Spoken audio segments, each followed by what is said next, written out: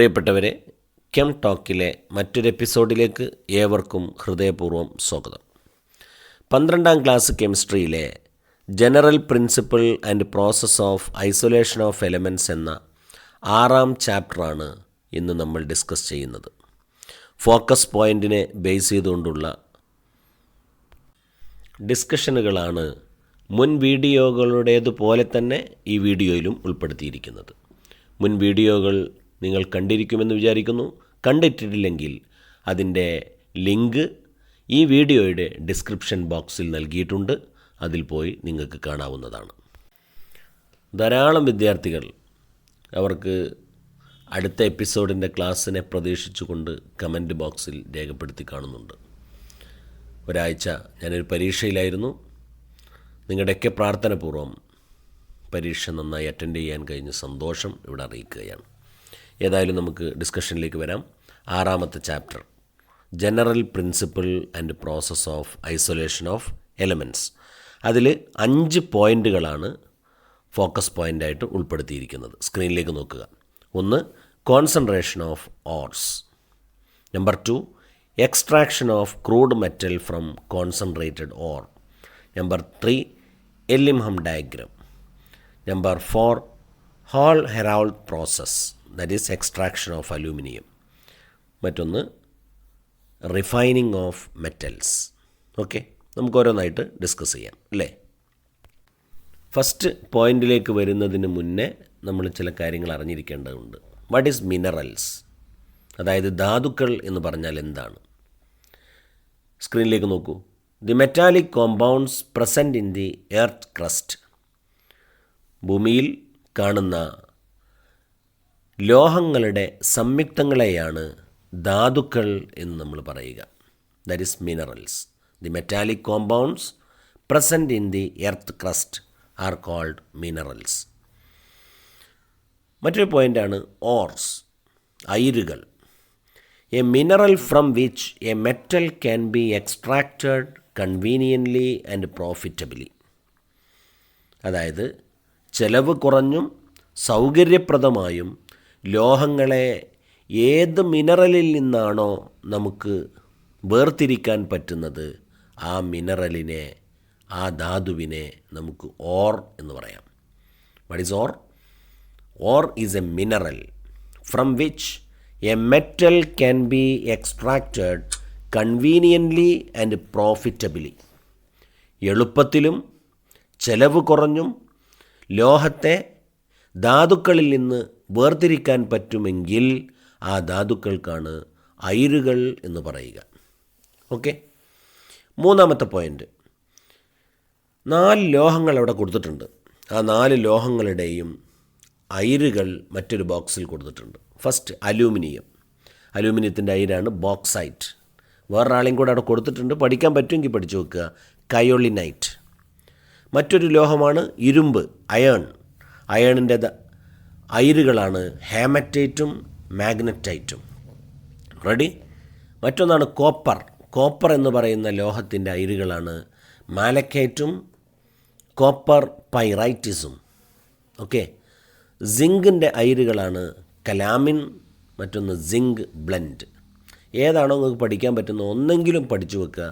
ചിലപ്പോൾ match the following എന്ന് പറഞ്ഞിട്ട് ക്വസ്റ്റ്യൻ വരാവുന്നതാണ്. അതായത് എ കോളും ബി കോളും തന്നിട്ട് എ കോളത്തിൽ ലോഹങ്ങളും ബി കോളത്തിൽ അയിരുകളും തന്നിട്ട് അത് മാച്ച് ചെയ്യാൻ ചോദിക്കും. അപ്പോൾ ജസ്റ്റ് ഒന്ന് വായിച്ച് ഒരു 5 മിനിറ്റ് നേരം അതിൽ ചിലവഴിച്ചാൽ നമുക്കൊരു 2 മാർക്കിൻ്റെ ക്വസ്റ്റ്യൻ ഇവിടെ നിന്ന് പ്രതീക്ഷിക്കാവുന്നതാണ്. അപ്പോൾ സ്വാഭാവികമായിട്ട് ചിലർക്ക് സംശയം ഉണ്ടാവും, ഇത് ഫോക്കസ് പോയിൻറ്റിൽ വന്നിട്ടില്ലല്ലോ. പ്രത്യേകം ശ്രദ്ധിക്കാനുള്ളത്, ഫോക്കസ് പോയിൻ്റ് എന്നുള്ളത് നമുക്ക് ഫുൾ മാർക്ക് ലഭിക്കാൻ കിട്ടുന്ന ഒരവസരം തന്നെയാണ്, ഇത് സംശയമൊന്നുമില്ല. പക്ഷേ 100 ക്വസ്റ്റ്യനിൽ 75% ക്വസ്റ്റ്യനും ഫോക്കസ് പോയിൻറ്റിൽ നിന്നാണ് വരുന്നത്. 75% ക്വസ്റ്റ്യൻസും ഫോക്കസ് പോയിൻറ്റിൽ നിന്ന് വരുമ്പോൾ നമ്മൾ അറ്റൻഡ് ചെയ്യേണ്ടത് 50% ക്വസ്റ്റ്യൻസ് മതി. അപ്പോൾ സ്വാഭാവികമായിട്ടും ഫോക്കസ് പോയിൻ്റ് മാത്രം പഠിച്ചാൽ തന്നെ നമുക്ക് 75% ക്വസ്റ്റ്യൻസ് കിട്ടും. അതിൽ തന്നെ നമുക്ക് 50% എന്ത് ചെയ്താൽ മതി? എഴുതിയാൽ മതി. അപ്പോൾ അങ്ങനെ സൗകര്യമുണ്ട് ഫോക്കസ് പോയിൻ്റ് മാത്രം പഠിച്ചു വെച്ചാൽ. എന്നാൽ ഒരു എക്സ്ട്രാ 25% ക്വസ്റ്റ്യൻസ് അവിടെ ഉണ്ട് അല്ലേ? ആ ക്വസ്റ്റ്യൻസ് നമ്മൾ ഈ പറഞ്ഞ പോയിന്റിൽ നിന്നൊക്കെ വരും. അതുകൊണ്ടാണ് ഞാൻ ജസ്റ്റ് ഇതിൻ്റെ ഒരു ഇൻട്രൊഡക്ഷൻ എന്നുള്ള നിലക്ക് ores, minerals, important ores of some metals ഇതൊക്കെ ഇവിടെ ഡിസ്കസ് ചെയ്തത്. ഓക്കെ, നമുക്ക് അടുത്ത പോയിന്റിലേക്ക് വരാം. What is metallurgy? The process of extraction of a metal from the ore. ഓറിൽ നിന്ന്, അതായത് അയിരിൽ നിന്ന് ലോഹത്തെ വേർതിരിക്കുന്ന പ്രതിഭാസത്തിന് പറയുന്ന പേരാണ് മെറ്റലർജി. ഓക്കെ, മെറ്റലർജിക്ക് പ്രധാനമായി 3 സ്റ്റെപ്പുകളുണ്ട്. 1, concentration of ore. Number 2, extraction of metal from concentrated ore. Number 3, refining of the crude metal. അതായത് ഒന്നാമത്തെ മെത്തേഡ് അയിരിൻ്റെ സാന്ദ്രീകരണം, കോൺസെൻട്രേഷൻ ഓഫ് ഓർ. രണ്ടാമത്തത് extraction of metal from the concentrated ore, സാന്ദ്രീകരിച്ച അയിരിൽ നിന്ന് ലോഹത്തെ വേർതിരിക്കുക. മൂന്നാമത്തെ method refining of the crude metal, വേർതിരിച്ച ലോഹത്തിനെ ശുദ്ധീകരിക്കുക. ഓക്കെ, ക്ലിയർ അല്ലേ? 3 സ്റ്റെപ്പ്. അപ്പോൾ നമുക്ക് അതിൽ ആദ്യത്തെ പോയിന്റിലേക്ക് വരാം, concentration of the or. Focus പോയിന്റിൽ പറഞ്ഞിരിക്കുന്ന ആദ്യത്തെ പോയിൻ്റാണിത്. ഓറിനെ കോൺസെൻട്രേറ്റ് ചെയ്യുക. എന്താണ് ഓറിനെ കോൺസെൻട്രേറ്റ് ചെയ്യുക എന്ന് പറഞ്ഞാൽ? Removal of impurities from the ores. അയിരിൽ നിന്ന് അപദ്രവ്യങ്ങളെ നീക്കം ചെയ്യുന്നതിനാണ് കോൺസെൻട്രേഷൻ ഓഫ് ഓർ എന്ന് പറയുക. അപ്പോൾ അപദ്രവ്യങ്ങളെ നീക്കം ചെയ്യുകയാണെങ്കിൽ ആ അപദ്രവ്യങ്ങൾക്കൊരു പേരുണ്ട്, ഗ്യാങ് എന്നാണ് പറയുക.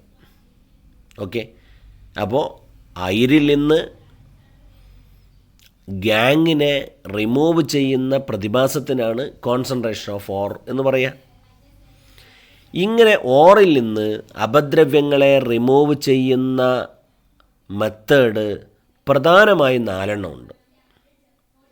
അതിലെ number 1 hydraulic washing, number 2 magnetic separation, number 3 ഫ്രോത്ത് flotation. സ്ക്രീനിലേക്ക് നോക്കുക. റെഡി? നമ്പർ 4 ഇപ്പോൾ നിങ്ങൾ സ്ക്രീനിൽ കാണുന്നില്ല അല്ലേ? നോക്കിക്കോളൂ. Number 4 leaching. അപ്പോൾ എത്ര മെത്തേഡാണ്?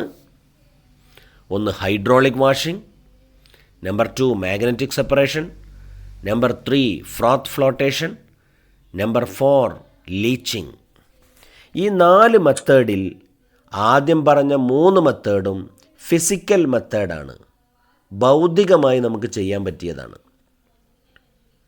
കെമിക്കൽ റിയാക്ഷൻ ഒന്നും നടക്കില്ല അതിൽ.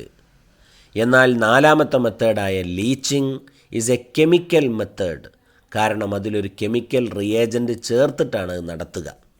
പ്രത്യേകം അവ തമ്മിലുള്ള വ്യത്യാസം മനസ്സിലാക്കി വെക്കണേ. ഓറിൻ്റെ കോൺസെൻട്രേഷന് 4 മെത്തേഡുണ്ട്. 1 hydraulic washing, number 2 magnetic separation, number 4 ഫ്രോത്ത് flotation, number 4 leaching. ഈ 4 എണ്ണത്തിൽ ആദ്യം പറഞ്ഞ 3 എണ്ണവും ഫിസിക്കൽ മെത്തേഡിലൂടെ ചെയ്യുന്നതാണ്. അവസാനത്തെ ലീച്ചിങ് കെമിക്കൽ മെത്തേഡിലൂടെ, അതായത് കെമിക്കൽ റിയേജൻറ്റ് ചേർത്തുകൊണ്ടാണ് അത് നടത്തുക. നമുക്ക് ഓരോന്നായിട്ട് ഡിസ്കസ് ചെയ്യാം. റെഡിയല്ലേ? ഹൈഡ്രോളിക് വാഷിംഗ് സംഭവം ഒന്നുമില്ല. This method is used when the gangue is lighter than or.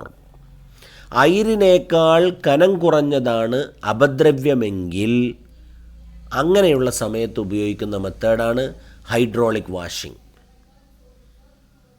അപദ്രവ്യങ്ങൾ കനം കുറഞ്ഞതാണ്. ഇപ്പോൾ ഉദാഹരണത്തിന് നെല്ല്, നമ്മൾ അരി കൊണ്ടുവന്നു ചോറുണ്ടാക്കാൻ. ആ അരിയിൽ ഇഷ്ടം പോലെ പതിരുകൾ, നെല്ലിൻ്റെ പതിരുണ്ടെന്ന് കരുതുക. ആ പതിരിനെ വേർതിരിക്കാൻ എന്ത് ചെയ്താൽ മതി? അരിയിൽ വെള്ളം പാരുമ്പോൾ, വെള്ളം ഒഴിക്കുമ്പോൾ എന്ത് സംഭവിക്കും? കനം കുറഞ്ഞ അപദ്രവ്യങ്ങളൊക്കെ ആ വെള്ളത്തിൽ ഇങ്ങനെ പൊങ്ങി വരും. കണ്ടില്ലേ നിങ്ങൾ? അപ്പം ലൈറ്ററായ കനം കുറഞ്ഞ ഇമ്പ്യൂരിറ്റീസിനെ റിമൂവ് ചെയ്യുന്ന മെത്തേഡാണ് ഹൈഡ്രോളിക് വാഷിംഗ്. അതിനെന്താ ചെയ്യുക? അടുത്ത സെൻറ്റൻസ് നോക്കുക, വായിച്ചു നോക്കുക. സ്ക്രീനിൽ കാണുന്നില്ലേ? The powdered or is washed in a stream of water. പൊടിച്ച അയിരിനെ വെള്ളം ഒഴുകി വരുന്നിടത്ത് ഇങ്ങനെ വെക്കുമ്പോൾ എന്ത് ചെയ്യും? Lighter gang particles R washed away. കനം കുറഞ്ഞ ഇമ്പ്യൂരിറ്റീസൊക്കെ ആ വെള്ളത്തിൻ്റെ കൂടെ അങ്ങോട്ട് ഒഴുകിപ്പോയിക്കോളും. ഓറ് പാർട്ടിക്കിൾ കനം കൂടിയതുകൊണ്ട് അവിടെ നിൽക്കും. ഇതാണ് ഹൈഡ്രോളിക് വാഷിംഗ്. ഇതൊരു ഫിസിക്കൽ മെത്തേഡല്ലേ? ഇതിലേതെങ്കിലും കെമിക്കൽ റിയേജൻറ്റ് ചേർത്തിട്ടുണ്ടോ? ഇല്ല. ഏതെങ്കിലും ഒരു കെമിക്കൽ റിയാക്ഷൻ ഇവിടെ നടന്നിട്ടുണ്ടോ? ഇല്ല. അതുകൊണ്ട് ഇതൊരു ഫിസിക്കൽ മെത്തേഡാണ്. Number 2, magnetic separation. It is based on the difference in the magnetic properties of the ore components. ഓറിൻ്റെ മാഗ്നറ്റിക് പ്രോപ്പർട്ടീസിനെ ബേസ് ചെയ്തുകൊണ്ടാണ് ഈ സെപ്പറേഷൻ നടത്തുക. അതിനെന്താ ചെയ്യാന്നറിയാം നിങ്ങൾക്ക്? ഓറുണ്ട്, ഗാങ്ങും ഉണ്ട്. അതായത് അപദ്രവ്യമുണ്ട്, അയിരുമുണ്ട്. ഇവരെ വേർതിരിക്കാൻ നല്ല മെത്തേഡാണിത്. എന്തായിരിക്കണം അതിൻ്റെ കണ്ടീഷൻ എന്നറിയോ? അതിൻ്റെ നിബന്ധന, ഓറിന് മാഗ്നറ്റിക് പ്രോപ്പർട്ടി വേണം. അതായത് കാന്തിക മണ്ഡലത്തിലേക്ക് ആകർഷിക്കണം. അപ്പോൾ അപദ്രവ്യങ്ങൾ ആകർഷിക്കാനും പാടില്ല. നേരെ തിരിച്ച് അപദ്രവ്യങ്ങൾക്ക് കാന്തിക മണ്ഡലത്തെ ആകർഷിക്കാൻ പറ്റണം, ഓറ് ആകർഷിക്കാൻ പാടില്ല. ഇങ്ങനത്തെ ഒരു സാഹചര്യം വരികയാണെങ്കിൽ ഒന്നുകിൽ ഓറിനോ അല്ലെങ്കിൽ അപദ്രവ്യത്തിനോ കാന്തിക മണ്ഡലത്തിലേക്ക് ആകർഷിക്കുന്ന സ്വഭാവമുണ്ടെങ്കിൽ മാഗ്നറ്റിക് സെപ്പറേഷനാണ് നമ്മൾ യൂസ് ചെയ്യുക. അപ്പോൾ എന്തു ചെയ്യും? പൊടിച്ച അയിരിനെ കാന്തിക മണ്ഡലം കൊണ്ട് സെറ്റ് ചെയ്തിരിക്കുന്ന ഒരു ബെൽറ്റിൽ വെക്കും. അപ്പോൾ അതങ്ങനെ കറങ്ങി വരുമ്പോൾ മാഗ്നറ്റിക് സ്വഭാവമുള്ള അയിരുകൾ ആ കാന്തത്തിലേക്ക് ആകർഷിച്ച് വേറെ സ്ഥലത്ത് പോയി വീഴും. കാന്തിക സ്വഭാവമില്ലാത്ത അപദ്രവ്യം മറ്റൊരു സ്ഥലത്തും പോയി വീഴും. ഇതാണ് മാഗ്നറ്റിക് സെപ്പറേഷൻ. അതിൻ്റെ ചിത്രം കാണണമെങ്കിൽ ചിത്രം നോക്കൂ, അതിൻ്റെ രൂപം. ആ ചിത്രം പഠിച്ചു വെച്ചാലും മാർക്ക് കിട്ടും മാഗ്നറ്റിക് സെപ്പറേഷൻ്റെ. കണ്ടോളൂ ചിത്രം. അവിടെ കണ്ടില്ലേ? ഒരാൾ ഇങ്ങനെ തിരിഞ്ഞ് ആ മാഗ്നറ്റിനോടൊപ്പം സഞ്ചരിച്ച് കുറച്ച് പുറത്തേക്ക് വന്ന് വീഴുന്ന കണ്ടില്ലേ? എന്നാൽ മാഗ്നറ്റിക് സ്വഭാവം ഇല്ലാത്ത ആൾ നേരെ പോയിട്ട് അപ്പുറത്തേക്ക് വന്ന് വീഴുന്ന കണ്ടില്ലേ? സെപ്പറേറ്റ് ചെയ്തുണ്ടോ? ഓക്കെ. മൂന്നാമത്തെ മെത്തേഡിലേക്ക് വരാം, ഫ്രോത്ത് ഫ്ലോട്ടേഷൻ.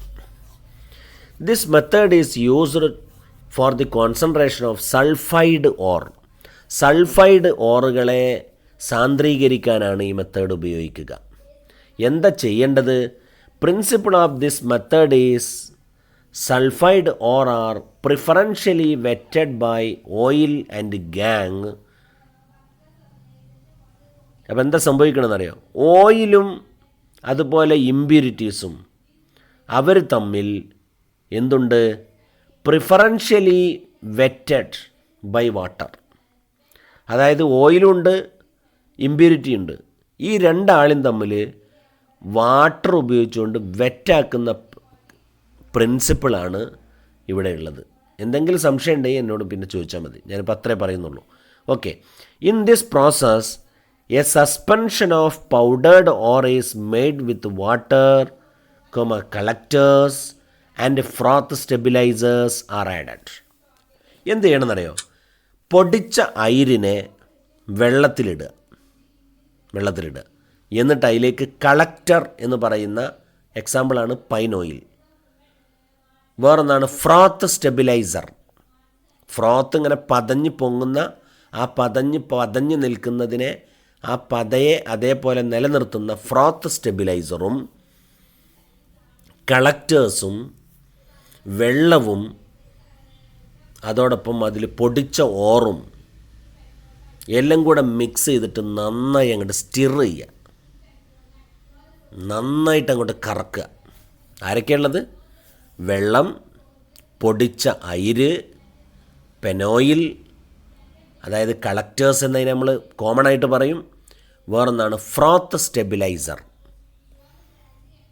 പതയെ പൊട്ടാതെ നിലനിർത്തുന്ന പദാർത്ഥം. അതിന് എക്സാമ്പിളാണ് ക്രസോൾ. അപ്പോൾ എന്തൊക്കെ ചേർത്തത്? ഫ്രോത്ത് സ്റ്റെബിലൈസർ, കളക്ടർ, പൗഡേർഡ് ഓർ എന്നിവ വെള്ളത്തിൽ ചേർത്ത് നന്നായി അങ്ങോട്ട് കറക്കുക. വാഷിംഗ് മെഷീന് പോലെ അല്ലെങ്കിൽ നമ്മളെ ജ്യൂസ് മെഷീന് പോലെ നന്നായിട്ട് കറക്കുക. കറക്കുമ്പോൾ എന്ത് ചെയ്യുമെന്ന് അറിയുമെങ്കിൽ ഓറ് പതഞ്ഞ് പൊങ്ങും. സോപ്പിൻ്റെ പത പോലെ മുകളിലേക്ക് ഇങ്ങോട്ട് പതഞ്ഞു പൊങ്ങും. അങ്ങനെ പതഞ്ഞു പൊങ്ങുമ്പോൾ ആ പതയോടൊപ്പം ആരുണ്ടാകും? സൾഫൈഡ് ഓർ ഉണ്ടാവും. ആ സൾഫൈഡ് ഓറിനെ, ആ പതയെ നമ്മൾ ആ വെള്ളത്തിൻ്റെ മുകളിൽ നിന്ന് ഇങ്ങോട്ട് സെപ്പറേറ്റ് ചെയ്തെടുക്കും. That is froth flotation. Clear? ഇനി വിശദീകരിക്കണ്ടല്ലോ. ഓക്കെ, നമുക്ക് 4ാമത്തെ പോയിന്റിലേക്ക് വരാം. Leaching, that is a chemical method എന്ന് മനസ്സിൽ ഓർമ്മ വേണേ. This method is used when the ore is soluble in some suitable solvent.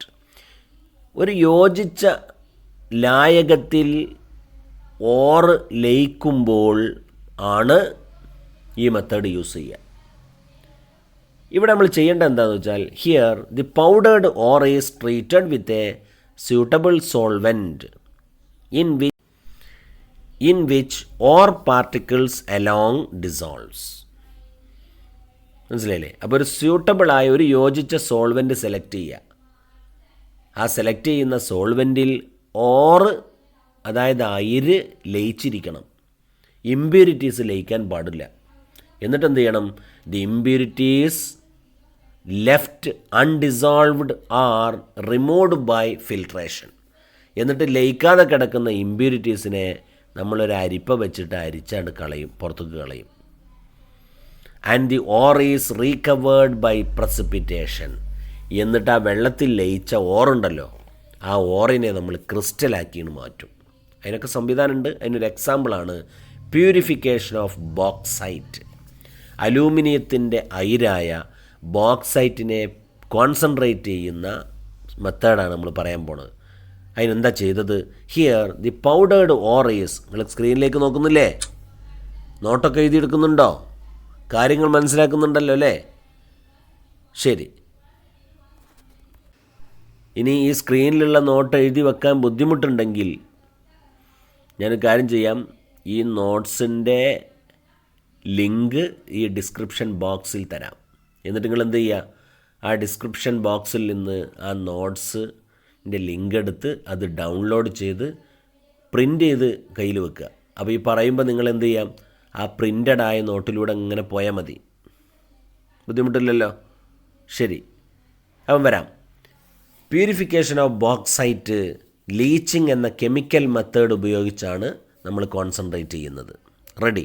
അപ്പോൾ എന്താ ചെയ്യുന്നത്?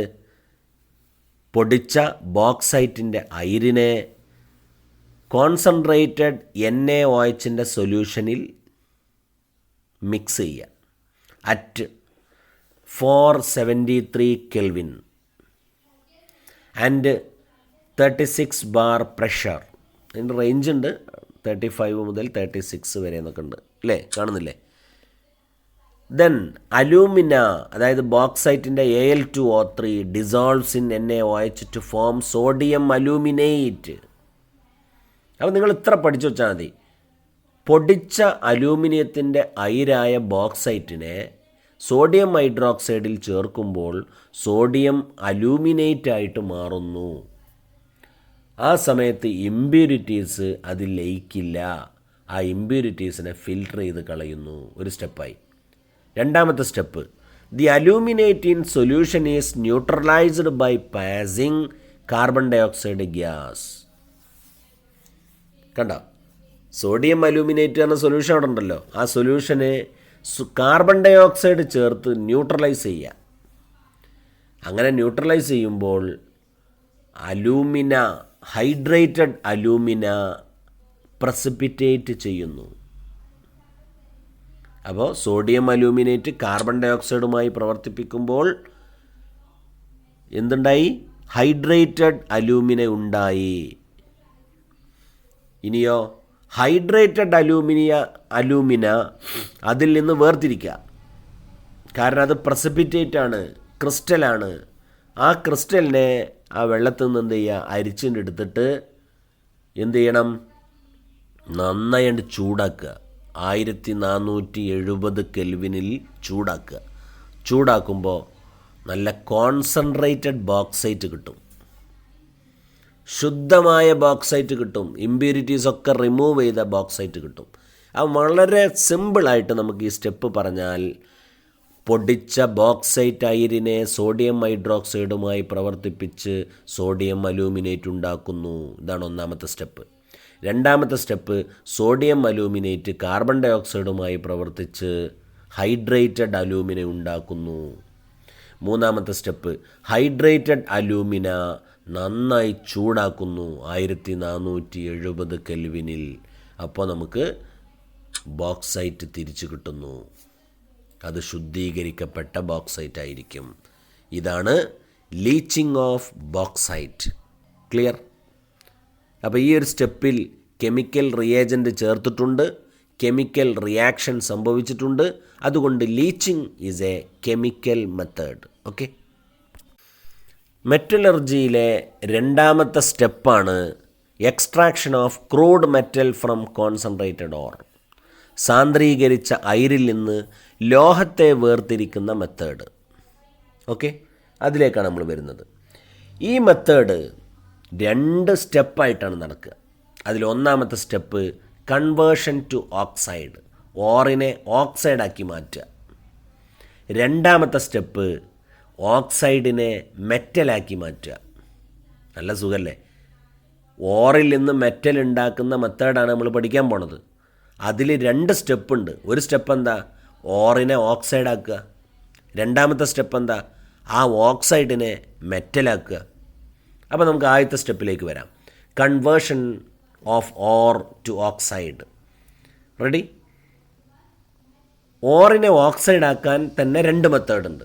അതിലൊന്നാണ് കാൽസിനേഷൻ. Number 2 roasting. നോക്കാം നമുക്ക് calcination. Here the oxide is heated in the absence of air or in limited supply of air.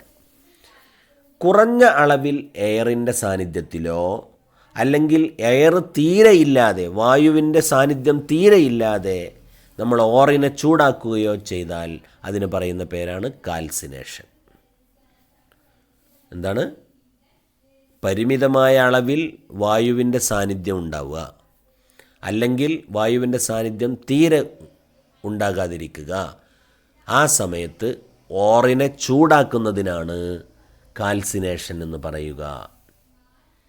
ഇത് പ്രധാനമായി നമ്മൾ carbonate ഓറിനെയും അതുപോലെ ഹൈഡ്രോക്സൈഡ് ഓറിനെയും ഓക്സൈഡാക്കി മാറ്റാനാണ് ഉപയോഗിക്കുക. എക്സാമ്പിൾ അതവിടെ കൊടുത്തിട്ടുണ്ട്. 2 എക്സാമ്പിൾ അവിടെ കൊടുത്തിട്ടുണ്ട്. ആദ്യം ഓക്സൈഡ് ഓറിനെ ഹീറ്റ് ചെയ്യുന്നതാണ് കൊടുത്തത്. അത് പഠിക്കാൻ ബുദ്ധിമുട്ടുണ്ടെങ്കിൽ രണ്ടാമത്തെ ഓർക്കുക. കാർബണേറ്റ് ഓറിനെ ഓക്സൈഡാക്കി മാറ്റിയ മെത്തേഡാണത്. പഠിക്കാൻ എളുപ്പം ചിലപ്പോൾ അതായിരിക്കും അല്ലേ? Carbonate, calcium carbonate, magnesium carbonate gives, അതിൻ്റെ ഓക്സൈഡ് കിട്ടിയ കണ്ടോ? CaO + MgO. ഇതാണ് ഓക്സൈഡ് ഉണ്ടാക്കുന്ന മെത്തേഡല്ലേ പഠിക്കണത്. അപ്പോൾ കാൽസിനേഷൻ എന്ന് പറഞ്ഞാൽ കാർബണേറ്റിനെ ഓക്സൈഡാക്കുക എന്നെങ്കിലും മനസ്സിലാക്കി വെക്കണം. ഓക്കെ. അപ്പോൾ കുറഞ്ഞ അളവിൽ വായുവിൻ്റെ സാന്നിധ്യത്തിൽ ഓറിനെ ചൂടാക്കി ഓക്സൈഡാക്കുന്നതിനാണ് കാൽസിനേഷൻ എന്ന് പറയുക. ഉദാഹരണം കാർബണേറ്റിനെ ഓക്സൈഡാക്കി മാറ്റുന്നത്. പഠിച്ചില്ലേ? അടുത്ത roasting. What is roasting? Roasting is heating of ore in excess of air. എയറിൻ്റെ അളവ് കൂടുതലുണ്ടാവുക, നല്ല തുറന്ന് വെച്ചിട്ട് അങ്ങോട്ട് ചൂടാക്കുക. ഓക്കെ. ഈ മെത്തേഡ് പൊതുവെ നമ്മൾ യൂസ് ചെയ്യുന്നത് സൾഫൈഡ് ഓറിനെ ഓക്സൈഡാക്കാനാണ്. എക്സാമ്പിൾ അതാണ്, സിങ്ക് സൾഫൈഡിനെ ഓക്സിജനുമായി പ്രവർത്തിപ്പിച്ചപ്പോൾ സിങ്ക് ഓക്സൈഡായിട്ട് മാറി. കണ്ടില്ലേ? അത് റോസ്റ്റിംഗ് എന്ന് പറയും. അപ്പോൾ സൾഫൈഡ് ഓറിനെ ഓക്സൈഡാക്കാൻ പൊതുവെ റോസ്റ്റിങ്ങും കാർബണേറ്റ് ഓറിനെ ഓക്സൈഡാക്കാൻ കാൽസിനേഷനും ഉപയോഗിക്കും. നല്ല ഓർത്തിരിക്കുക, നല്ല പ്രധാനപ്പെട്ടൊരു പോയിൻ്റാണ്.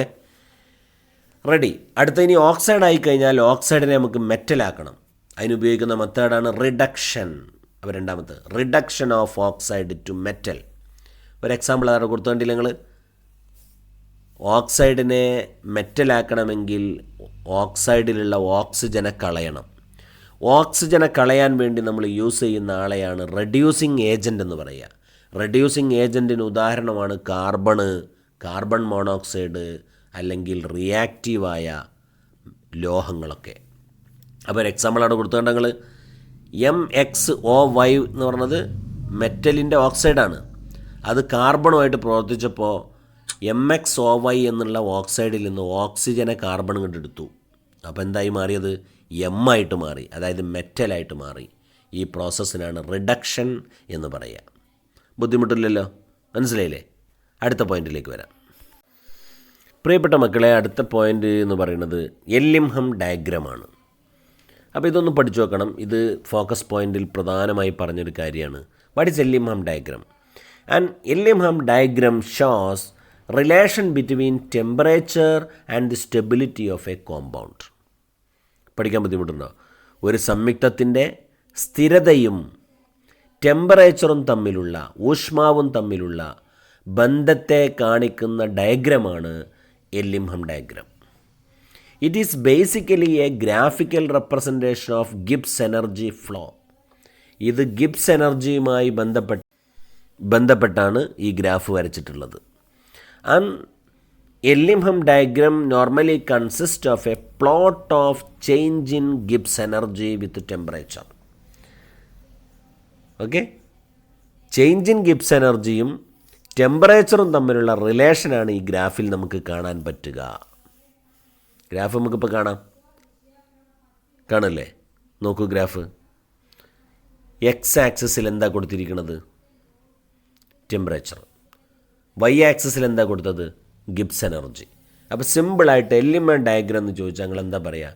Relation between Gibbs energy and temperature. ബുദ്ധിമുട്ടില്ലല്ലോ? റെഡി. എന്താണ് ഇതിൻ്റെ പ്രത്യേകത? പോയിന്റിലേക്ക് നോക്കാം. ഒന്നാമത്, we will plot the temperature on y-axis and delta G on x-axis. Clear? Number 2, the graph for most metal to metal oxide reaction show a positive slope. ഗ്രാഫുകളൊക്കെ മുകളിലോട്ട് കയറി പോകുന്ന ഗ്രാഫുകളാണ് കൂടുതലും ഉണ്ടാവുക.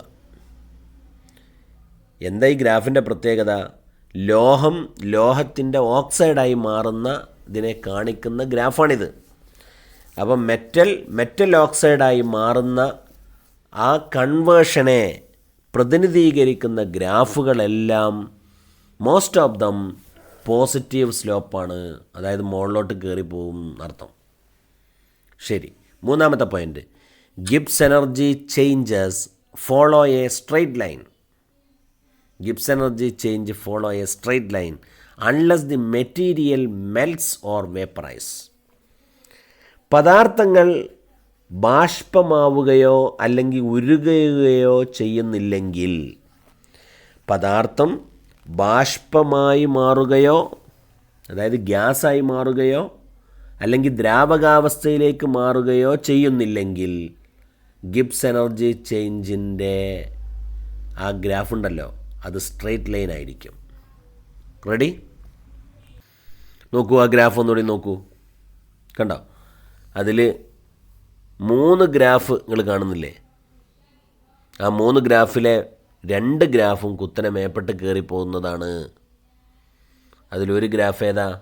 കാർബൺ മോണോക്സൈഡ് കാർബൺ ഡൈ ഓക്സൈഡായി മാറുന്ന ഗ്രാഫാണ്. വേറെ graph ഏതാ? അയണിൻ്റെ ഓക്സൈഡായിട്ട് മാറുന്നതാണ്. എന്നാൽ കുത്തനെ കീഴ്പ്പെട്ടിറങ്ങുന്ന ഒരാളുണ്ട്. ഏതാണത്? കാർബൺ ഓക്സിജനുമായി പ്രവർത്തിച്ച് കാർബൺ മോണോക്സൈഡായി മാറുന്ന ഗ്രാഫാണ് ആ ഗ്രീൻ കളറിലുള്ള ഗ്രാഫ് ഇല്ലേ? അപ്പോൾ നമുക്ക് എല്ലിംഹം ഡയഗ്രം വെച്ചുകൊണ്ട് നമുക്ക് പഠിക്കാനുള്ളത് എന്താണെന്നറിയാം? നമുക്ക് റിഡക്ഷൻ ഓഫ് ഹേമറ്റൈറ്റ്.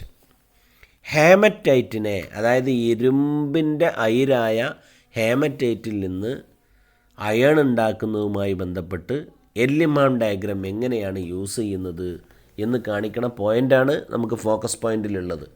അപ്പോൾ അതിലെ 4ാമത്തെ പോയിൻ്റ് ശ്രദ്ധിക്കാം. നോക്കൂ സ്ക്രീനിലേക്ക്. When the temperature is raised, temperature കൂട്ടുമ്പോൾ a point will be reached when the graph crosses the line delta G is 0. Delta G 0 ആകുക എന്ന് പറഞ്ഞാൽ ആ ഗ്രാഫ് എന്ത് ചെയ്യുക? അവിടെ പരസ്പരം കൂട്ടിമുട്ടുന്ന പോയിൻ്റ് ഉണ്ടല്ലേ? നിങ്ങൾ കണ്ടില്ലേ? ഒരു ഡോട്ടഡ് ആയിട്ടൊരു ലൈൻ്റെ ഒരു സെക്ഷൻ അവിടെ കൂടിച്ചേർന്ന ഒരു പോയിൻ്റ് കാണുന്നുണ്ടോ? അവിടെ the free energy of formation of the oxide is negative. ആ സ്ഥലത്ത് ഗിബ്സ് എനർജി നെഗറ്റീവാണ് അല്ലേ? എത്ര അവിടെ ഉള്ളത്? -500 മുകളിലാണുള്ളത്, -300 ഇടയിലും, അതിൻ്റെ ഇടയ്ക്കുള്ളൊരു വാല്യൂ ആണുള്ളത്. Okay, above this temperature the free energy formation of the oxide is positive. പ്രത്യേകം ശ്രദ്ധിക്കണം. ആ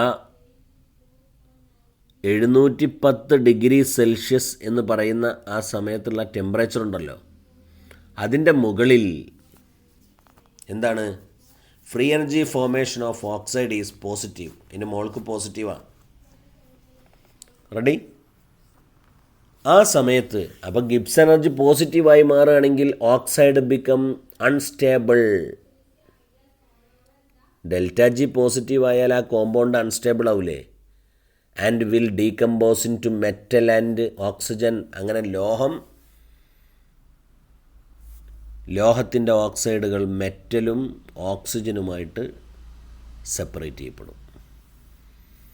okay, next, any metal will reduce an oxide of another metal that lies above in an Ellingham diagram. പ്രത്യേകം ശ്രദ്ധിക്കണം. ഈ 5ാമത്തെ point മാത്രം നിങ്ങൾ പഠിച്ചു വെച്ചാലും മതി എല്ലിംഹാൻ ഡയഗ്രത്തിനെ കുറിച്ച്. എന്താ 5ാമത്തെ point? Any metal will reduce an oxide of another metal.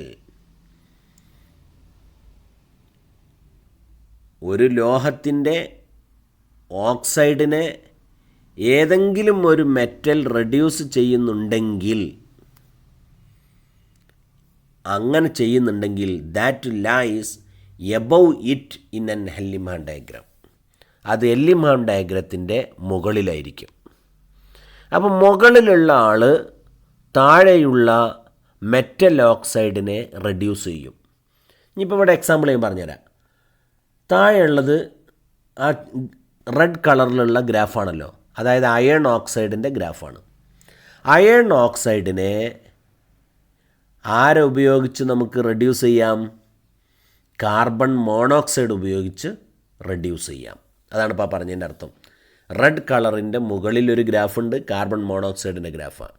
ആ കാർബൺ മോണോക്സൈഡിനെ ഉപയോഗിച്ച് അയൺ ഓക്സൈഡിനെ റെഡ്യൂസ് ചെയ്യാം എന്ന് നമുക്ക് ആ ഗ്രാഫിൽ നിന്ന് മനസ്സിലായി. ക്ലിയർ അല്ലേ?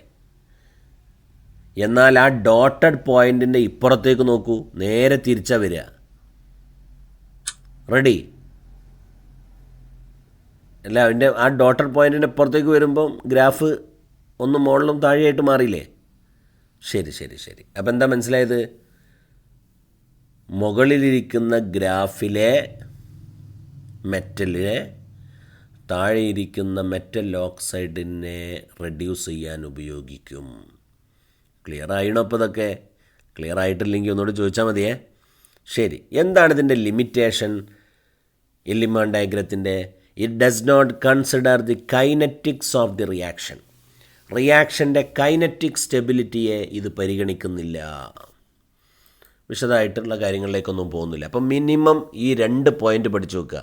ഒന്നാമത്തെ പോയിൻ്റ് എന്താണ് Ellingham diagram? It is a graph that relate Gibbs energy and temperature. രണ്ടാമത്തെ പോയിൻ്റ്, മുകളിലിരിക്കുന്ന കർവിലെ മെറ്റൽ താഴെയിരിക്കുന്ന മെറ്റൽ ഓക്സൈഡിനെ റെഡ്യൂസ് ചെയ്യാൻ ഉപയോഗിക്കും. ഈ 2 പോയിൻറ്റുകൾ പഠിച്ചണോ? പഠിച്ചിട്ടുണ്ടെങ്കിൽ മാർക്കായി. ക്ലിയർ? അടുത്ത പോയിൻറ്റിലേക്ക് പോകാം. Flux, gangue and slag.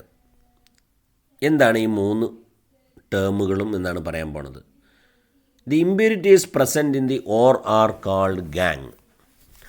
അയിരിനോടൊപ്പം ചേർന്ന് നിൽക്കുന്ന അപദ്രവ്യങ്ങളെ ഗാങ് എന്ന് പറയാം. ഗാങ്ങിനെ റിമൂവ് ചെയ്യാൻ വേണ്ടി നമ്മൾ ഉപയോഗിക്കുന്ന സബ്സ്റ്റൻസിനെ ഫ്ലക്സ് എന്ന് പറയാം. The gangue is removed during the extraction of metal by adding some chemical substance called flux. ഇനിയോ, ഗാങ്ങിനെ റിമൂവ് ചെയ്യാൻ നമ്മൾ ഫ്ലക്സ് ചേർക്കും. ഫ്ലക്സും ഗാങ്ങും ചേർന്ന് ഒരു പദാർത്ഥം ഉണ്ടാവും. ആ പദാർത്ഥത്തിൻ്റെ പേരാണ് slag. The flux combine with gangue to form easily fusible substance called slag. Example അതവിടെ കൊടുത്തിരിക്കുന്നു. ഗാങ് അസിഡിക് ആണെങ്കിൽ അത് റിമൂവ് ചെയ്യാൻ ഉപയോഗിക്കുന്ന ഫ്ലെക്സ് ബേസിക് ആയിരിക്കണം. നേരെ തിരിച്ച് ഗാങ് ബേസിക് ആണെങ്കിൽ ആ ഗാങ്ങിനെ റിമൂവ് ചെയ്യാൻ ഉപയോഗിക്കുന്ന ഫ്ലെക്സ് അസിഡിക് ആയിരിക്കണം. എക്സാമ്പിൾ അതാ കൊടുത്തിരിക്കുന്നു. അസിഡിക് ഫ്ലെക്സിന് SiO2, P2O5 എന്നിവ എക്സാമ്പിളാണ്. ബേസിക് ഫ്ലെക്സിന് എക്സാമ്പിളാണ് കാൽസ്യം ഓക്സൈഡ്, മഗ്നീഷ്യം ഓക്സൈഡ് തുടങ്ങിയത്. റെഡി? അപ്പോൾ കാൽസ്യം ഓക്സൈഡ് എന്ന ഫ്ലെക്സ് SiO2 എന്ന് പറഞ്ഞ സിലിക്ക, മണൽ എന്ന് പറയുന്ന ഗാങ്ങുമായി മിക്സ് ചെയ്ത് കാൽസ്യം സിലിക്കേറ്റ് എന്ന് പറയുന്ന സ്ലാഗ് ഉണ്ടാകുന്നു. രണ്ടുകൂടി കൂടിയിട്ട് ആസിഡും ബേസൂടും കൂടി ചേർന്നാൽ ഒരു സോൾട്ട് ഉണ്ടാവില്ലേ? സത്യത്തിൽ ഇവിടെ ഉണ്ടായത് ആ സോൾട്ടാണ് സ്ലാഗ്. ഓക്കെ, ഈ ചാപ്റ്ററിലെ ഏറ്റവും പ്രധാനപ്പെട്ട ഒരു പോയിന്റിലേക്കാണ് ഇനി നമ്മൾ വരുന്നത്. Extraction of iron. ഇരുമ്പിനെ നമുക്കതിൻ്റെ അയിരിൽ നിന്ന് വേർതിരിക്കുന്നതുമായി ബന്ധപ്പെട്ട കാര്യമാണ്. Ready? Extraction of iron from it oxide is done in blast furnace. Blast ഫർണസിൽ വെച്ചാണ് അയണിനെ നമ്മൾ എന്ത് ചെയ്യുന്നത്? അതിൻ്റെ അയിരിൽ നിന്ന് വേർതിരിക്കുന്നത്. Here the ore mixes with coke and limestone. ഓറിനെ നമ്മൾ എന്ത് ചെയ്യും? Coke, carbon, and limestone, calcium carbonate എന്നിവയുമായി മിക്സ് ചെയ്യും. മിക്സ് ചെയ്തിട്ട് ഫർണസിലേക്ക് കണ്ടിട്ട് കൊടുക്കും. അപ്പോൾ എന്താണ് റിയാക്ഷൻ നടക്കുക? ആ റിയാക്ഷന് ഏതെങ്കിലും ഒരു 3 റിയാക്ഷനുകൾ പഠിച്ചു വെക്കണം. ഒരു റിയാക്ഷൻ അതാ Fe2O3, അതാണ് ഹാമറ്റേറ്റ് പറഞ്ഞ ആൾ, plus CO, carbon monoxide, gives FeO plus CO2. അതില്ലേ? പിന്നെ കാൽസ്യം ഓക്സൈഡ്, നേരത്തെ നമ്മൾ പറഞ്ഞതാണ് ഫ്ലെക്സും ഗാങ്ങും പറഞ്ഞപ്പോൾ, SiO2 ഗിവ്സ് കാൽസ്യം സിലിക്കേറ്റ്. ഇതൊക്കെ അതിൽ നടക്കുന്ന റിയാക്ഷനാണ്. അപ്പോൾ 2 ഇക്വേഷൻ പഠിച്ചു വെച്ചു. മൂന്നാമത്തത് 900-1500 കെൽവിൻ്റെ ഇടക്ക് നടക്കുന്നത്, അതായത് ബ്ലാസ്റ്റ് ഫർണസിൻ്റെ ഏകദേശം ഒരു മധ്യഭാഗത്ത് വെച്ച് നടക്കുന്ന റിയാക്ഷനാണത്. Calcium plus carbon dioxide gives carbon monoxide. എന്നിട്ട് ആ കാർബൺ മോണോക്സൈഡ് FeOയുമായി പ്രവർത്തിക്കും. അപ്പോൾ ചിലർക്ക് സംശയം, FeO എവിടുന്നേ വന്ന്? അതാ ഒന്നാമത്തെ ഇക്വേഷനിൽ തന്നെ FeO കിട്ടിയിട്ടുണ്ടല്ലോ. ആ FeOയുമായി ഇവിടെ ഉണ്ടായ കാർബൺ മോണോക്സൈഡ് റിയാക്ട് ചെയ്യുന്നു. അപ്പോൾ എന്ത് കിട്ടി? Fe കിട്ടി, അയൺ കിട്ടി. അപ്പോൾ ബ്ലാസ്റ്റ് ഫർണസിൽ അയൺ കിട്ടുന്നതിൻ്റെ മെത്തേഡ് കെമിക്കൽ ഇക്വേഷനിലൂടെ വിശദീകരിച്ചത് കണ്ടോ? ആദ്യം ഹാമറ്റേറ്റ് കാർബൺ മോണോക്സൈഡുമായി പ്രവർത്തിച്ചപ്പോൾ FeO ഉണ്ടായി.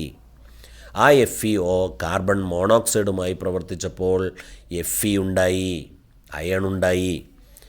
വേറെ ചില റിയാക്ഷൻസ് കാൽസ്യം ഓക്സൈഡും സിലിക്കയും പ്രവർത്തിച്ച് കാൽസ്യം സിലിക്കേറ്റ് ഉണ്ടായി. അത് ഗാങ് ഫ്ലക്സും പ്രവർത്തിച്ച് സ്ലാഗ് ഉണ്ടാകുന്ന റിയാക്ഷനാണ്. ഓക്കെ അല്ലേ? അപ്പോൾ ഈ ഇക്വേഷനിൽ നിങ്ങൾ ഏതെങ്കിലും 2 ഇക്വേഷൻ പ്രിയപ്പെട്ട മക്കളെ നിങ്ങൾ പഠിച്ചു വെക്കണേ. 3 വളരെ വിശേഷമായി. ഓക്കെ, അപ്പോൾ ഇതിൽ അയൺ ഉണ്ടായി, Fe ഉണ്ടായി. ഈ അയൺ ശുദ്ധമായ അയൺ ആയിരിക്കുമോ? അല്ല. കാരണം എന്താ? അതിൽ കുറേ ഇമ്പ്യൂരിറ്റീസ് ഉണ്ടാവും, ശുദ്ധമല്ലത്. അതുകൊണ്ട് തന്നെ അങ്ങനെയുള്ള ഈ ബ്ലാസ്റ്റ് ഫർണസിൽ നിന്ന് ലഭിക്കുന്ന അയണിനെ നമ്മൾ പിഗ് അയൺ എന്നാണ് പറയുക. PIG, pig iron. The slag is in molten state and separate outer from iron. The iron obtained from blast furnace is called pig iron. It consists about 4% carbon and a small amount of impurities such as sulfur, phosphorus, silicon and manganese etc. അപ്പോൾ impurities ഉള്ള ശുദ്ധമല്ലാത്ത ഇരുമ്പ്, blast ഫർണസിൽ നിന്ന് ലഭിക്കുന്ന ഇരുമ്പാണ് pig iron എന്നറിയപ്പെടുന്നത്. Ready? ഇനി എന്താ ചെയ്യാൻ പോണത്? അതിലെ കുറച്ച് കാർബൺ, അതിലെ ഇമ്പ്യൂരിറ്റീസൊക്കെ റിമൂവ് ചെയ്താൽ അതിനെ നമുക്ക് കാസ്റ്റ് അയൺ എന്ന് പറയാം. അതെങ്ങനെ ഉണ്ടാക്കുക? When pig iron is melted with scrap of iron and coke. ഇരുമ്പിൻ്റെ സ്ക്രാപ്പും അതുപോലെ കോക്കും വെച്ചുകൊണ്ട് നന്നായാണ് ചൂടാക്കുമ്പോൾ എന്ത് കിട്ടും? We get cast iron. It is extremely hard and brittle. ഇത് നല്ല ഉറപ്പുണ്ടാവും, അതോടൊപ്പം തന്നെ ഇങ്ങനെ എന്തുണ്ടാവും, പൊടിയാൻ സാധ്യതയുള്ള സംഗതി ഉറപ്പുണ്ട്, പക്ഷെ പൊടിയും. അങ്ങനെയുള്ള ആളാണ് ആര്? Cast iron. കാസ്റ്റ് അയൺ കിട്ടാൻ എന്താ ചെയ്യേണ്ടത്? പിഗ് അയണിനെ സ്ക്രാപ്പ് അയണും കോക്കും മിക്സ് ചെയ്ത് നന്നായി കണ്ട് ചൂടാക്കുക എയറിൽ വെച്ച്. അപ്പോൾ കാസ്റ്റ് അയൺ കിട്ടും. ഇനി റോട്ട് അയൺ എന്താണ്? റോട്ട് അയൺ എന്ന് പറഞ്ഞാൽ that is a purest form of commercial iron. ഇരുമ്പിൻ്റെ ഏറ്റവും ശുദ്ധമായ രൂപമാണ് റോട്ട് അയൺ അല്ലെങ്കിൽ മാല്യബിൾ അയൺ എന്ന് പറയും. It is prepared from cast iron by oxidising impurities in a reverberatory furnace. Reverberatory ഫർണസിൽ വെച്ച് ഇമ്പ്യൂരിറ്റീസിനെ റിമൂവ് ചെയ്യുന്നു. ഏതിൽ നിന്ന്? കാസ്റ്റ് അയണിൽ നിന്ന്. അപ്പോൾ കാസ്റ്റ് അയണിൽ നിന്ന് നമുക്ക് റോട്ട് അയൺ ഉണ്ടാക്കാം. റോട്ട് അയണിൽ ഇമ്പ്യൂരിറ്റീസ് വളരെ കുറവാണ്. അതുകൊണ്ട് that is a purest form of commercial iron. Ready? Cast അയണിൽ നിന്ന് റോട്ട് അയൺ ഉണ്ടാക്കാൻ ഉപയോഗിക്കുന്ന ഫർണസാണ് റവർബറേറ്ററി ഫർണസ്. റെഡി? അത് മാല്യബിളാണ്, അടിച്ച് പരത്താൻ പറ്റുന്നതാണ്. എന്നാൽ കാസ്റ്റ് അയൺ അടിച്ച് പരത്താൻ പറ്റില്ല. അടിച്ച് പരത്താൻ ശ്രമിച്ചാൽ അത് പൊട്ടിപ്പോവും. ഓക്കെ. മെറ്റലർജിയിലെ മൂന്നാമത്തെ മെത്തേഡാണ് നമുക്ക് ഡിസ്കസ് ചെയ്യാൻ പോകുന്നത്. റിഫൈനിങ് ഓഫ് ദി മെറ്റൽ, ലോഹത്തെ ശുദ്ധീകരിക്കുന്നത്. അതായത് refining is a method of removing impurities in order to obtain metals of high purity. ലോഹം പരിപൂർണമായ ശുദ്ധമായ അവസ്ഥയിലേക്ക് മാറാൻ വേണ്ടി അപദ്രവ്യങ്ങളെ കളയുന്ന മെത്തേഡിനാണ് റിഫൈനിങ് അല്ലെങ്കിൽ പ്യൂരിഫിക്കേഷൻ ഓഫ് മെറ്റൽ എന്നറിയപ്പെടുക. റെഡി? ഇതിൻ്റെ മെത്തേഡ് നമുക്ക് ഓരോന്നായിട്ട് നോക്കാം. First, distillation. Here impure metal is evaporated to obtain the pure metal. ശുദ്ധമായ ലോഹം ലഭിക്കാൻ വേണ്ടി അശുദ്ധമായ ലോഹത്തെ ഇവാപ്പറേറ്റ് ചെയ്യും. ചൂടാക്കിയാൽ ഗ്യാസായിട്ട് മാറും. അങ്ങനെയുള്ള മെത്തേഡിനാണ് ഡിസ്റ്റിലേഷൻ എന്ന് പറയുക. എക്സാമ്പിളാണ് മെറ്റൽസ് ഹാവിങ് ലോ ബോയിലിംഗ് പോയിൻ്റുള്ള സിങ്ക്, മെർക്കുറി തുടങ്ങിയത്. അപ്പോൾ സിങ്ക്, മെർക്കുറി എന്നിവയെ ശുദ്ധീകരിക്കാൻ അതങ്ങോട്ട് ചൂടാക്കിയാൽ മതി. അപ്പോൾ അത് ഇവാപ്പറേറ്റ് ചെയ്തിട്ടൊന്ന് പോയിക്കോളും. ഇമ്പ്യൂരിറ്റീസ് അങ്ങനെ അതിൽ നിന്ന് കളയാൻ പറ്റും. ഇതിനാണ് ഡിസ്റ്റിലേഷൻ എന്ന് പറയുക. നമ്പർ 2, ലിക്വേഷൻ, ഉരുക്കി വേർതിരിക്കുക. It is used for the metal with low melting point. Melting point കുറഞ്ഞ ആൾ, അതായത് ദ്രവനില കുറഞ്ഞ ലോഹങ്ങളെയാണ് ലിക്വേഷൻ ഉപയോഗിച്ചുകൊണ്ട് നമുക്ക് ശുദ്ധീകരിക്കുക. ഉദാഹരണമാണ് ടിന്ന്. എന്താ ചെയ്യേണ്ടത്? ഇമ്പ്യൂറായ മെറ്റലിനെ ഉരുക്കുക. ഓൺ എ സ്ലോപ്പിംഗ് സർഫസ്, ചെരിച്ചു വെച്ച ഒരു പ്രതലത്തിൽ വെച്ചിട്ട് ചൂടാക്കുക. ചൂടാക്കുമ്പോൾ ലോഹം ഉരുകും. ഉരുകിയ ലോഹം ആ ചെരിഞ്ഞ പലകയിലൂടെ കീപ്പോട്ട് പോരും. ഇമ്പ്യൂരിറ്റീസ് ആ പലകമ തന്നെ നിൽക്കും. അങ്ങനെ നമുക്ക് ശുദ്ധീകരിക്കാം. ഇതാണ് ഉരുക്കി വേർതിരിച്ച് ശുദ്ധീകരിക്കുന്ന മെത്തേഡ്. അതാണ് ലിക്വേഷൻ എന്ന് പറയുക. ഇത് ടിന്നിനാണ് നമ്മൾ യൂസ് ചെയ്യുക. കാരണം ടിന്നിന് മെൽറ്റിംഗ് പോയിൻ്റ് കുറവാണ്. എന്നാൽ ഡിസ്റ്റിലേഷൻ നമുക്ക് ഉപയോഗിച്ചിരുന്നത് സിങ്കിനും മെർക്കുറിക്കുമാണ്. അതിന് ബോയിലിംഗ് പോയിൻ്റ് കുറവാണ്. വ്യത്യാസം മനസ്സിലായില്ലേ രണ്ടും തമ്മിലുള്ള? മൂന്നാമത്തെ method zone refining. Very, very important. What is zone refining? This method is based on the principle that the impurities are more soluble in the melt than in solid state. ഉരുകിയ അവസ്ഥയിൽ അപദ്രവ്യങ്ങൾക്ക് കൂടുതൽ ലയിക്കാൻ സാധ്യതയുണ്ട് എന്ന തത്വത്തെ അടിസ്ഥാനമാക്കിയിട്ടാണ് സോൺ റിഫൈനിങ് പ്രവർത്തിക്കുന്നത്.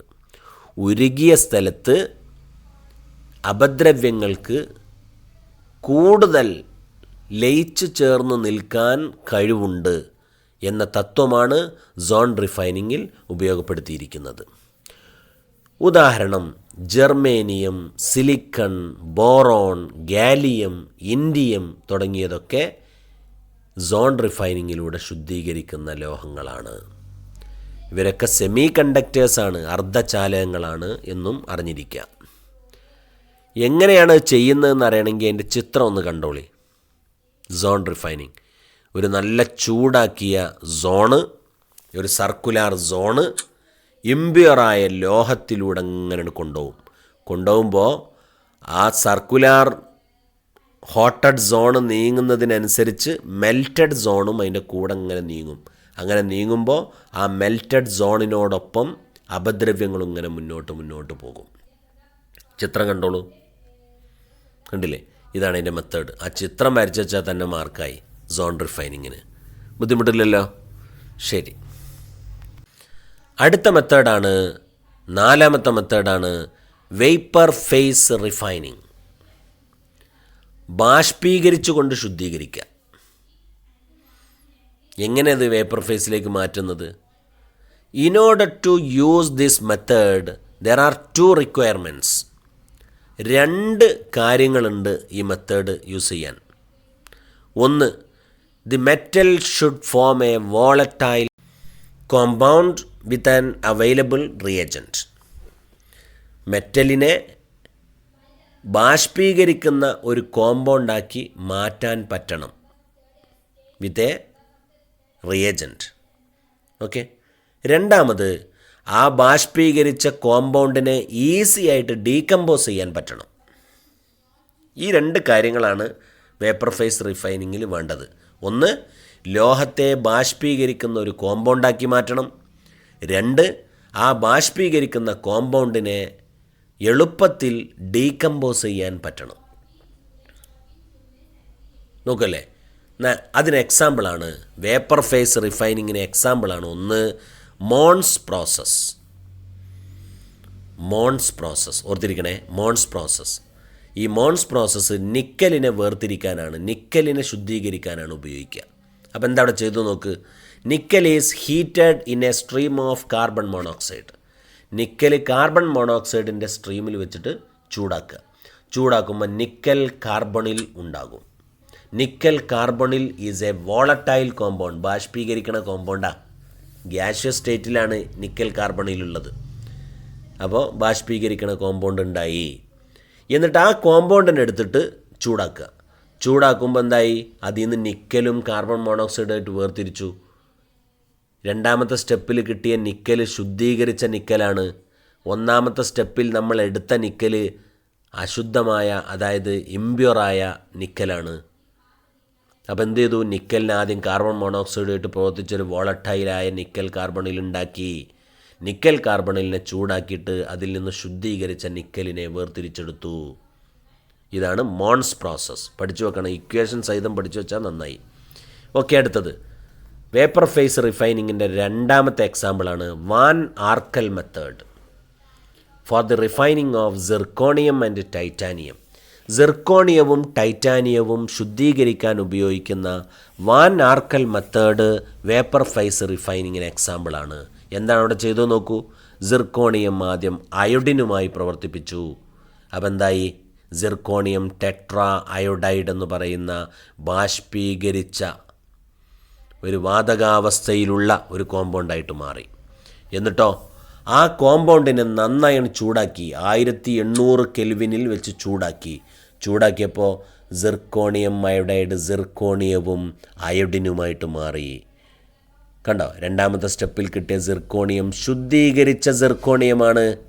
ആദ്യം നമ്മളെടുത്ത zirconium ഇമ്പ്യൂറായ സിർക്കോണിയമാണ്. ആ സിർക്കോണിയത്തിൽ നിന്ന് ഇമ്പ്യൂരിറ്റീസ് കളഞ്ഞ് ശുദ്ധീകരിച്ച സിർക്കോണിയവും ഉണ്ടാക്കി. ഇതാണ് van Arkel method. Van Arkell മെത്തേഡിൽ നമ്മൾ യൂസ് ചെയ്ത റിയേജൻ്റ് അയോഡിനാണ്. മോൺസ് പ്രോസസ്സിൽ നമ്മൾ യൂസ് ചെയ്ത റിയേജൻ്റ് കാർബൺ മോണോക്സൈഡാണ്. ക്ലിയർ? ഓക്കെ. എക്സ്ട്രാക്ഷൻ ഓഫ് അലൂമിനിയമാണ് ഇനി നമുക്ക് ഡിസ്കസ് ചെയ്യാനുള്ളത്. നോക്കുക, സ്ക്രീനിലേക്ക് നോക്കുക. ഹാൾ ഹെറാൾഡ് പ്രോസസ്സ് എന്നാണ് അലൂമിനിയം എക്സ്ട്രാക്റ്റ് ചെയ്യുന്ന മെത്തേഡിൻ്റെ പേര്. Aluminium is extracted by Hall Heroult process.